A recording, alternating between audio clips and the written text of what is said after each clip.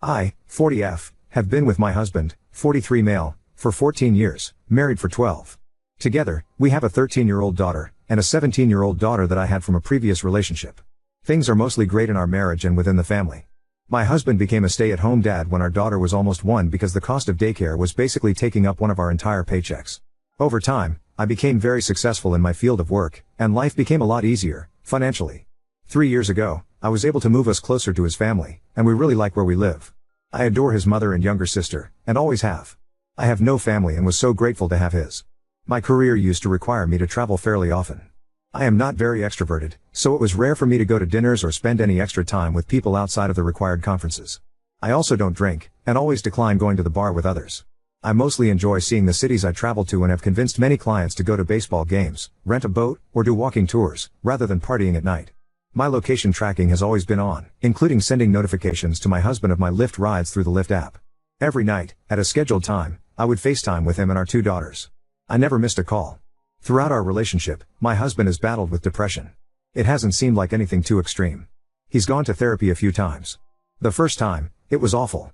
It seemed that it was making him worse rather than better. We stopped, found him a new therapist, and after about 6 months he said he didn't think he needed to go. Last year, he said he wanted to start going again, so we found a therapist, and he returned to therapy. I haven't noticed any difference in his mood for better or worse. He seemed happy before, and happy now. Through all this, it has always been understood that should he need me to come home, or stay home, I would. I work for a very family-friendly company, and for most of my career, I was not the only one in my role. I covered for my coworkers, and they would cover for me if I needed them to. Now, after 20+ years in my field of work, I have a nice position where I mostly work from home. I travel 2 to 3 times a year and I always remind him that I can and will stay or come home if he needs me to.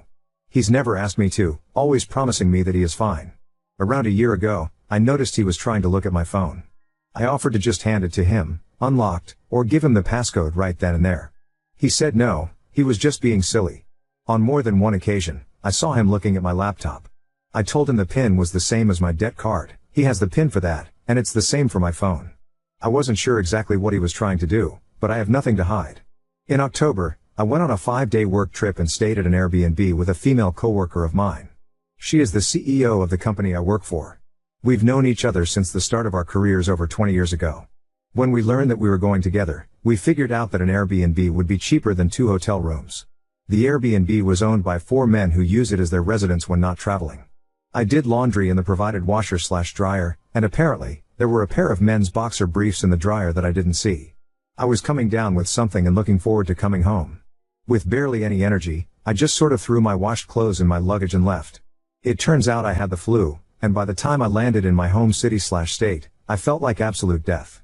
My husband ended up unpacking my luggage for me and didn't mention the underwear at the time. Several weeks later, he brought them up. Instead of simply asking me if I knew about the underwear, or where they might have come from, he straight up accused me of an affair.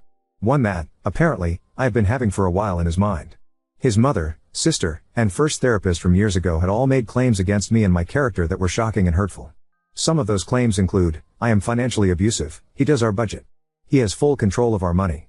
I ask him if we have enough for me to buy things. I ask to buy myself shoes, clothing, stuffed animals from the zoos I visit, etc. I have no credit card or bank account that he's not also on. I travel for longer periods than need be. I do sometimes stay an extra day or go a day early to a city that I've never been to. I enjoy the tourist side of things. I've never hid the conference agenda or my personal agendas from him. I work with mostly men. There's no way I could turn every one of them down over the past 20+ years. I can, and have. I am friendly, it's how I get clients. But I am very firm in my boundaries. After this, he demanded access to everything. I said, you already have it. He combed through my laptop and my cell phone. Finding nothing, he cried and apologized. I told him that I was stunned and hurt. His family, my family, said all these awful things about me for years, and he just believed them. I suggested couples therapy, but he insisted we didn't need it, that he would do better.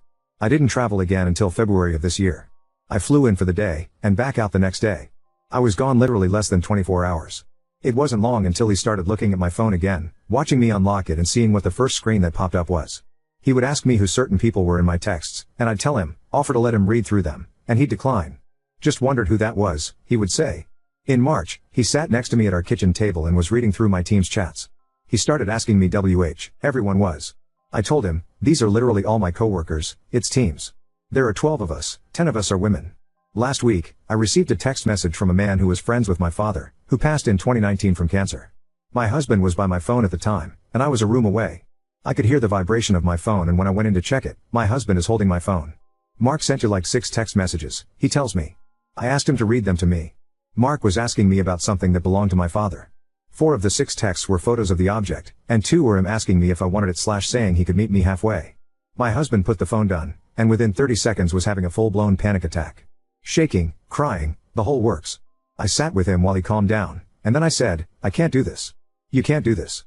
No one should live their lives in such fear of an affair that's never happened that they are having panic attacks. He has begged me to stay. His mother and sister are blowing up my phone telling me that I am everything they ever thought me to be, and that I'm going to have to pay because I trapped him into staying home. It hurts me greatly to let him go, but it hurts more to see that somehow in all these years, he's always seen me as not being faithful and allowing his family to further that narrative. I don't know if he's guilty and throwing it back on me. I hate to consider it because then I'm thinking just like him, but I know a lot of time the paranoid accusers are usually guilty of doing what they are blaming the other person for. I just feel lost, and awful. The whole thing hurts, and the texts from the people I thought were my family didn't stop until I ended up blocking them. Ada for giving up?